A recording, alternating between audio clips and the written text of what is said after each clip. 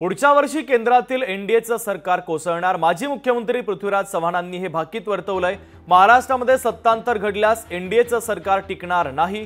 काँग्रेस नेते पृथ्वीराज चव्हाणांनी मोठा दावा केलाय।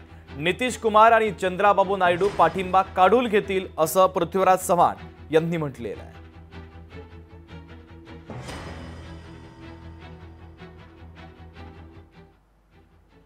अटल बिहारी वाजपेयी यांच्या 13 महिन्याच्या सरकारचा अनुभव आहे। सरकार अल्पमतात गेल्यामुळे वाजपेयींना 13 महिन्यातच राजीनामा द्यावा लागला।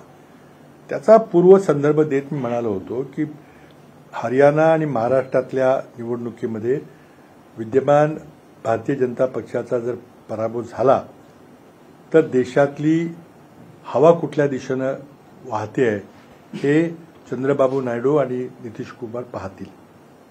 आता मी पराभव झाला असं म्हटलं, पण पराभव निश्चितपणे होणार आहे हे आपल्याला सर्वांना माहिती आहे। स्वप्न बघायला कुठे पैसे पडतात? स्वप्न त्यांनी बघत राहावं।